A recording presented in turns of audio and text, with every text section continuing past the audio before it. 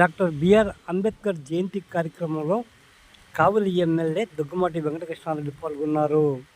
ఈ సందర్భంగా స్థానిక ఉదయగిరి బ్రిడ్జ్ సెంటర్లో ఉన్న డాక్టర్ బిఆర్ అంబేద్కర్ విగ్రహానికి పూలమాల వేసి ఘనంగా నివాళులర్పించడం జరిగింది. ఈ సందర్భంగా ఎమ్మెల్యే దుగ్గమాటి వెంకటకృష్ణారెడ్డి మాట్లాడుతూ బాబాసాహెబ్ అంబేద్కర్ ఆశయాలు అందరికీ ఆదర్శమని కొనియాడారు. సమాజానికి ఆయన చేసిన సేవలను కొనియాడారు. ఆయన వల్లే ప్రశాంతంగా జీవించగలుగుతున్నామని ఈ సందర్భంగా ఎమ్మెల్యే కొనియాడడం జరిగింది. ఈ కార్యక్రమంలో కావలిపట్న తెలుగుదేశం నేతలు, కార్యకర్తలు, అభిమానులు భారీగా పాల్గొన్నారు. ఈ సందర్భంగా కావలి ఏరియా వైశాలలో అన్నదాన కార్యక్రమాన్ని నిర్వహించడం జరిగింది. ఎమ్మెల్యే దుగ్గమాటి వెంకటకృష్ణారెడ్డి చేతుల మీదుగా అన్నదాన కార్యక్రమాన్ని ప్రారంభించడం జరిగింది.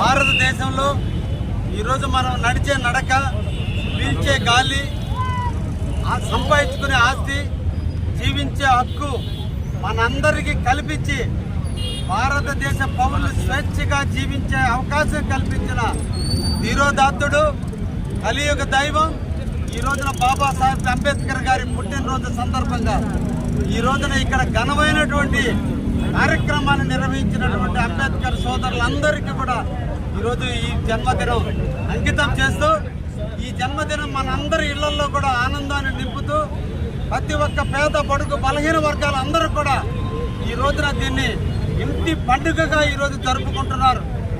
ప్రతి గ్రామంలో రామ మందిరాలు ఎలా వెలిసినాయో అలాగే ఈ రోజున అంబేద్కర్ గారి విగ్రహాలు కూడా అలాగే వెలిసినాయంటే అంబేద్కర్ గారు చూపిన మార్గం, అంబేద్కర్ గారు ఇచ్చిన హక్కులు, అంబేద్కర్ గారు చూపినటువంటి ఆశయాలు ఈ రోజున పేద బడుగు బలహీన వర్గాలకి ఆశాజ్యోతిగా మిగిలినాయి. కాబట్టి ఈరోజు వారందరినీ కూడా ఈరోజు మన అందరూ కూడా దేవుడిగా కొలుచుకుంటున్నాం.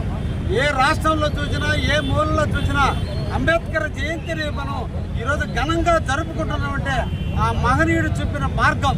50 సంవత్సరాల క్రితం, 78 సంవత్సరాల స్వాతంత్ర సమరం తర్వాత ఈ దేశం ఎలా ఉండాలి, పేదవాళ్ళు ఎలా జీవించాలి, పేదలకు సమాన హక్కులు ఎలా రావాలి, ఆస్తి హక్కులు ఎలా రావాలి, విద్యా హక్కులు ఎలా ఉండాలి, ప్రజలు సుఖశాంతంతో జీవించాలంటే, అందరూ సమానంగా బతకాలంటే ఎలా జీవించాలో రచించిన మార్గంలోనే ఈరోజు మనం అందరం ప్రయాణిస్తున్నామంటే 78 సంవత్సరాల ముందే ఈ దేశం ఎలా ఉండాలో నిర్ణయించిన దార్శనికుడు.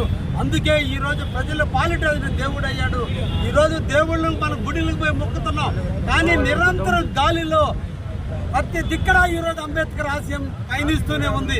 ఎక్కడికి పోయిన అంబేద్కర్ ఆశయాల ప్రకారమే మనం నడుస్తున్నాం.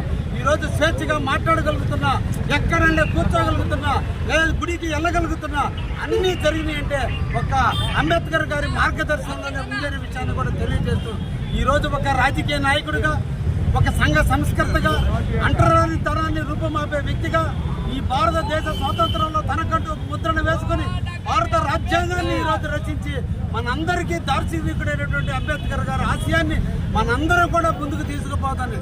వారి ఆశయ సాధనలో నిరంతరం కూడా పేద బడుగు బలహీన వర్గాలని హక్కును చేర్చుకోవడం, వారిని సమాజంలో ఉన్నత స్థాయికి పెంచేంత వరకు సమాన హక్కులు కల్పిస్తూ విద్యలో కావచ్చు, ఉద్యోగంలో కావచ్చు, ఆస్తుల్లో కావచ్చు, అన్నింటిలో కూడా వాళ్ళని కూడా సమాన స్థాయికి తీసుకొచ్చేదే నిజమైన భారతదేశం, నిజమైనటువంటి దేశం. అప్పుడే అంబేద్కర్ గారి ఆశయాలను మనం అందరూ కూడా నెరవేర్చినట్టుగా భావించినట్టు, అటువంటి ఆశయాలకి కావలి గడ్డ మీద తెలుగుదేశం పార్టీ ఎప్పుడు కూడా అంబేద్కర్ గారి ఆశయాలతో ముందుకు పోతుందని కూడా తెలియజేస్తూ జై భీమ్.